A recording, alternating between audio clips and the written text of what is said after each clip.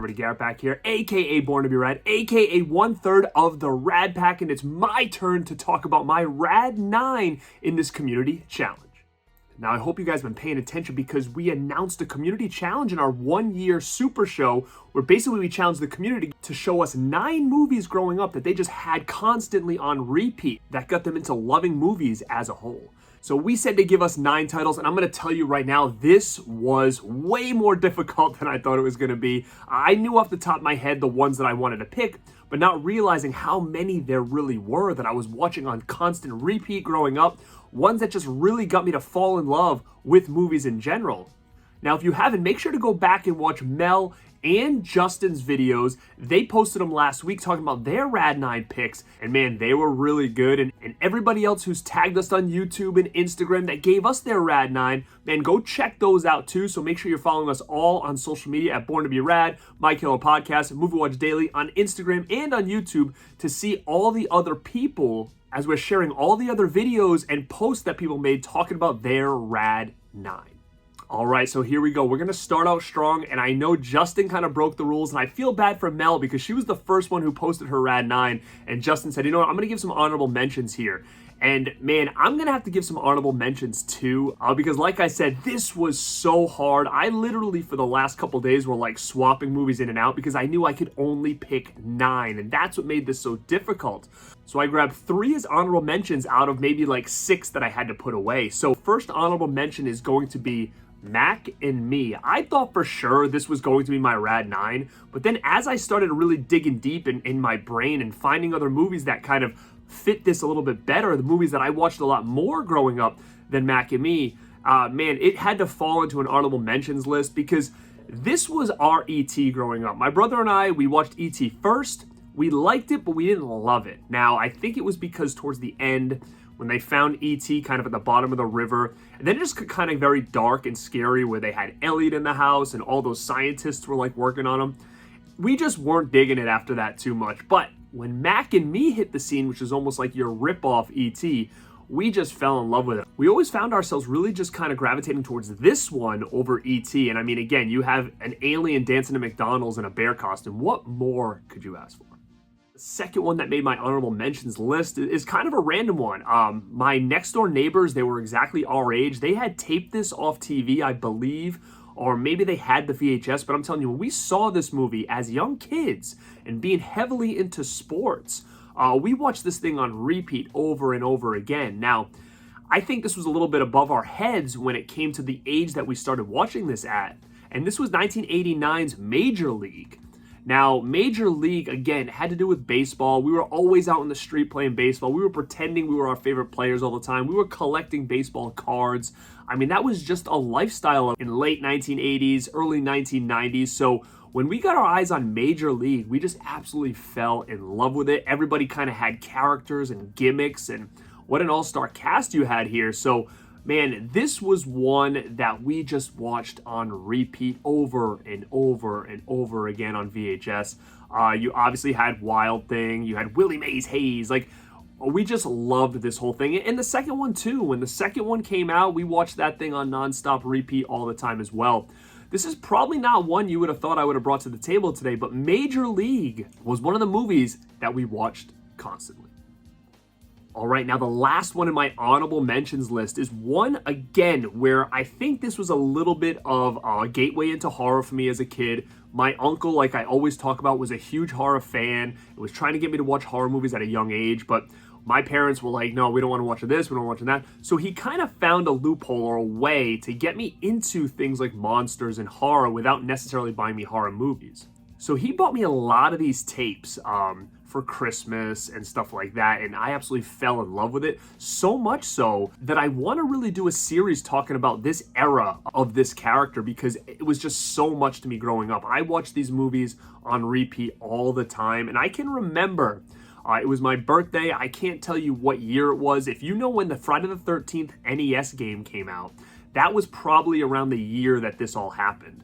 So my aunt picked me up and said, hey, we're going to Ames, which was a store around me at the time.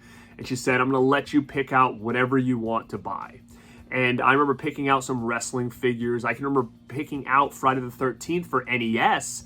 And I also remember picking this exact VHS out. This was my VHS as a kid, and I'm gonna tell you, I watched this thing so much, and it was definitely a gateway into horror because it had to do with monsters.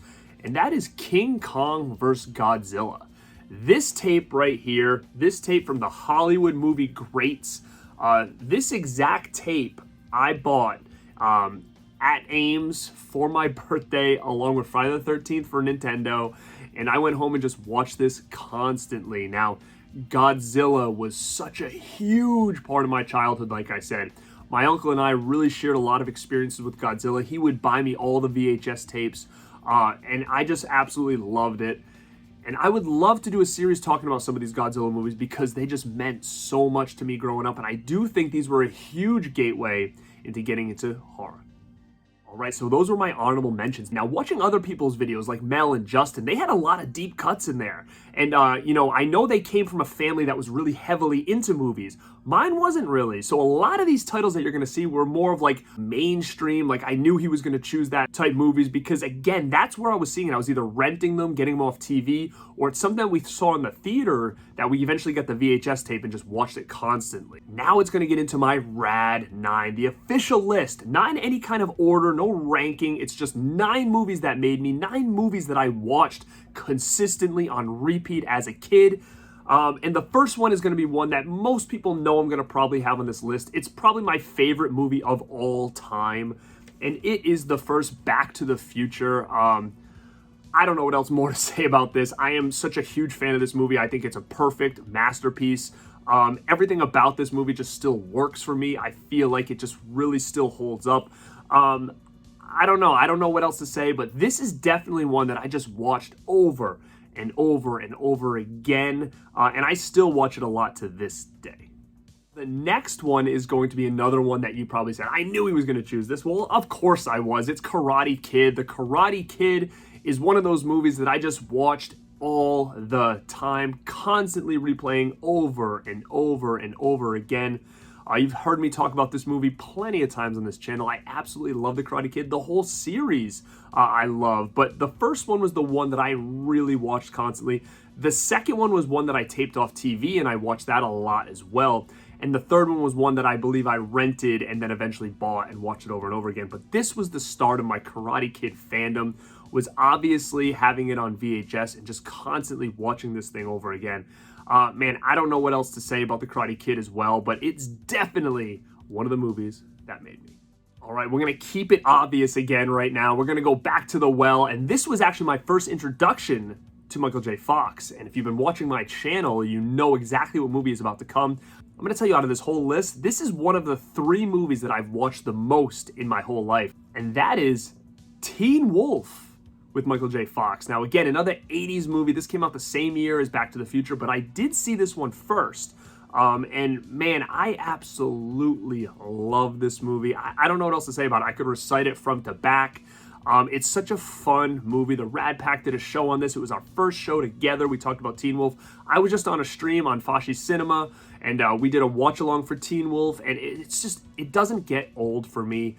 It's just so fun. It's quotable. Now going back and looking at it in 2023, in the 80s, there's a lot of things you can kind of pick on this movie about that is absolutely hilarious. But I do still think this holds up as far as any kind of special effects or such a great story. It's a coming of age story, and I also think this was another gateway into horror for me as a kid. You could call it a horror comedy, a little bit more comedy with horror elements, but definitely something that got me into horror and Michael J. Fox growing up. Right now, this next one, if you were a kid of the 80s and 90s, you knew that this movie meant everything. This was everywhere, and it recently just had a little bit of an anniversary, and that is 1989's Batman. I don't know what else to say about this as well. This was just life. If you were a kid in 1989 or 1990, you couldn't get away from Batman. Batman was everywhere. It had toys, it had merch, it had clothes, I had backpacks, I had lunchboxes, I had folders, trading cards. I mean, this thing was everywhere. They marketed this movie so hard. McDonald's did some stuff with it. And man, this is the original VHS tape that I had growing up, and I must have watched this thing on repeat so many times. I remember getting this for Christmas the year when it came out. I remember seeing it in the theaters with my parents, and even my father absolutely loved this movie. So when this thing hit VHS, we got it for Christmas, and man, we watched this thing so many times on repeat, and it's just such a great movie. And this is my favorite superhero movie of all time. Now, my fifth movie in this Rad 9 is one that came out in 1992. We had got the VHS tape actually from McDonald's, believe it or not. We did see this in the theater, absolutely loved it, thought it was hilarious. I had the soundtrack as a kid. I used to have that thing on repeat.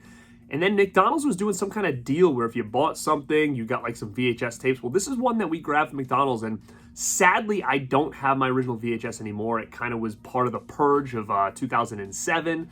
And I do have this obviously upgraded on Blu-ray and DVD and all that other junk. So I grabbed the Blu-ray really quick to show you guys. But this movie is one that my brother and I watched constantly, and it was definitely a staple in my childhood, and that is Wayne's World.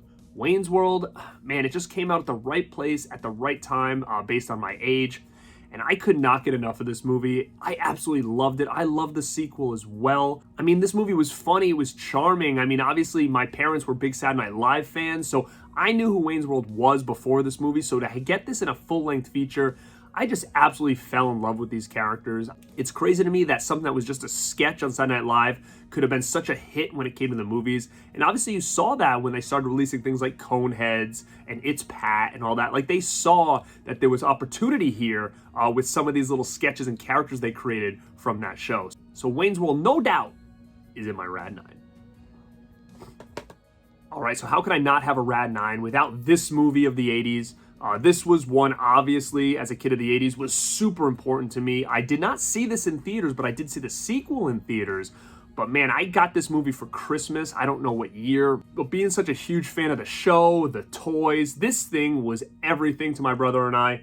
And that is the original Ghostbusters from 1984. Man, this was everything as well. As you can see, the theme here was like we went through spurts where these things were like everything to us. Like Ghostbusters, we had the toys, the cartoon, the merch was through the roof with this franchise. You can't tell me you weren't a huge fan of Ghostbusters. And still, this movie to me just means so much. Seeing that last afterlife at the age that I am now, man, I'm going to tell you, I got a little bit emotional at the end, and I'm really excited for what they have to bring to the table because I did enjoy Afterlife, and it was cool to see some of those characters coming back because, again, even just hearing the score and the music and the sound effects, it just brings back so much to me. Ghostbusters, no doubt, was going to be a big pick in the movies that made me. All right, number 7. I think this is probably the deepest cut of my whole list. This is one that my mom had taped off TV. Back in the 80s. I believe it must have been on like a Sunday night, maybe like a Disney Sunday night movie, because they used to have that on every Sunday night. I don't know where it came from, but I did have this on a recorded tape growing up as a kid, and man, we watched this nonstop. It was not necessarily a horror movie, but it had sci-fi elements to it, and it had some creepy elements to it as well, but there was something about this movie that I just really fell in love with, and that is Flight of the Navigator. Man, this was such a huge part of our childhood. Again, it felt like it was a movie that my brother and I really loved that not a lot of people were always talking about. Like, you never saw this talked about many places as a kid. You just kind of felt like it was something you guys knew about and not many other people did. Like, none of my friends were big fans of Flight of the Navigator. It just seemed like it was something that, you know, my brother and I really just dug, and we almost felt a little bit special knowing about it when it felt like other people didn't. Now, even the beginning, like the opening scene, the music, the frisbee going by, you kind of looks like a spaceship a little bit. And it's so funny because they had like a frisbee tossing contest with the dogs, and it was so well done with the music and the opening credits of the dogs jumping in the air. It's fantastic. And like my brother and I thought like this was a legit sport. And I can remember going outside with our dog and throwing a frisbee and it just sitting there and letting it bounce off its nose. Like, it cared nothing about frisbees, but that opening scene just used to get us hyped for this movie. And man, it was just so cool of a movie, and it's one that I would love to dive a little bit deeper in. Wes and I from Dead Pit did a lot of Flight of the Navigator talk early on in my YouTube journey here. So if you go back in my channel, we did a lot of Flight of the Navigator talk. I think I did a rad recommendations on it. We talked about the documentary called Life After Navigator, and if you haven't seen that, I recommend checking it out. But this is one of those movies that just screams 80s to me. Such an awesome movie, great concept. And guys, if you haven't seen Flight of the Navigator, make sure you check it out because, man, this was a movie that I grew up with. And again, I felt special being a fan of it. All right, we have two more. Now, this next one is one that if you were a child of the 80s, you knew who this was. You were probably a huge fan of this movie because as much as this movie's a little bit odd and weird, to me, it's almost like a perfect movie. For what it's meant to be, in my opinion, I just feel like this thing is perfect. I don't see how this could have been any better. I don't think this movie had any right to be as good as it was, and that is Pee-wee's Big Adventure. Now, if you were a big fan of the 80s, you knew Pee-wee from Pee-wee's Playhouse. Again, it was a show I was watching on Saturday mornings. It felt like years. I don't even know. I think it only had 2 seasons, but huge fan of Pee-wee's Playhouse growing up. So when Pee-wee's Big Adventure came out, like in 1985, it was just one that we just fell in love with. I don't think I saw this in the theaters. I may have, but I would have been way too young to remember. But I do remember having this on a recorded VHS. And it was one that my brother and I just really watched nonstop because, again, being such a huge fan of Pee-wee, the movie was just bonkers, but it was so fun. And it did have a little bit of kind of horror elements to it. But, man, this movie had no right to be as good as it is. And I'm just a huge fan of Pee-wee's Big Adventure. I mean, I have right here. This is from my childhood as well. Look at this. You got the Pee-wee. You got the pull string. This thing does not work. It's probably going to sound ridiculous. Yeah, it sounds ridiculous. But yeah, Pee-wee's Big Adventure is definitely one that I watched all the time growing up. All right, now the last one, the 9th one in my Rad 9 is one, if you haven't seen it in my list yet, you probably know it's coming. Or maybe you don't, because there's actually a lot of movies that I love, that you guys know I love, that didn't make this list because either I saw them too late growing up, or maybe I just watched some of these a little bit more than I watched them. But the last one on my list is one of my all-time favorite movies. It was my favorite movie of the 90s. That is 1990's Teenage Mutant Ninja Turtles. Again, this is the exact VHS that I had growing up. We got this for Christmas one year. I remember seeing this movie in the theater. The hype for this movie was just through the roof, similar to like Batman. This thing was just everywhere. Kids were going crazy for it. And I can remember getting this for Christmas and just being absolutely insane over it and just watching it on repeat and repeat over and over and over again. And if you're a big fan of Teenage Mutant Ninja Turtles, I just did a watch-along live commentary with my brother and his wife about the new Stink-O-Vision Blu-ray that came out, and we kind of play along with it. That video is going to probably drop within the next couple days. I have it ready to go. I'm just trying to find the perfect time to drop it, but it's going to be a fun ride, and maybe if you haven't seen this in a while, go back and press play, and we'll do a live commentary as you kind of watch along, or just listen to us because we're reciting some of the lines, we're talking about different scenes, so it's probably going to feel like you're watching the movie if you've seen this thing a lot. But I don't know what else to say about Teenage Mutant Ninja Turtles from 1990. It was a staple for me. It was one of the, like I said, I have 3 movies in here that I could quote front to back that I've probably watched the most in my whole life, and it's Teenage Mutant Ninja Turtles, Teen Wolf, and Ghostbusters. So again, this is definitely one that had to be on this list, and I'm sure if you're a kid of the late 80s, early 90s, this would be on your list too. All right, guys, like I said, this was hard. There was so many movies in here that I have a stack of right there that I'm like, this could have been in this list somewhere, but unfortunately, we could only pick 9, and that was the hardest thing about all this. I hope you liked my Rad 9. Again, it was pretty standard. There was some big titles that didn't make the list that I was a huge fan of growing up, a lot of mainstream stuff. If I had to narrow it down, this is probably the 9 movies that I watched the most growing up. And I think these movies just made me such a big fan of film. And as you can see, the nostalgia aspect to it really hasn't changed. If you look at everything around me, it's like you can kind of tell that these 9 movies had something to do with my childhood because it's still the similar stuff that I like now. I mean, I love all these movies still. I watch all these movies still, and it just kind of have branches off of all the other movies I'm into as well. And I can't wait to see more videos that you guys post of the 9 movies growing up that you constantly had on repeat. I love watching this stuff. I love hearing these kind of stories. So if you guys do these videos, talk a little bit about each one and tell me, what your story is behind it, because that just means a lot to me. Man, this was hella fun, and I'm glad we were able to do this for you guys, and I'm glad we were able to do it for ourselves. And if you like the idea of the Radpack doing some standalone videos to keep content rolling on this channel, let us know that in the comments below. And if you do not have a YouTube, feel free to post a picture of your stack on Instagram and tag us, and to tag myself at Born to Be Rad, Mel at My Killer Podcast, Justin at Movie Watch Daily. And if you don't have an Instagram, in the comments below down here, I want you to write your Rad 9 movies that made you a movie lover today. Thank you guys for checking this out. This is Garrett from Born to Be Rad and 1/3 of the Radpack. And like always, stay rad.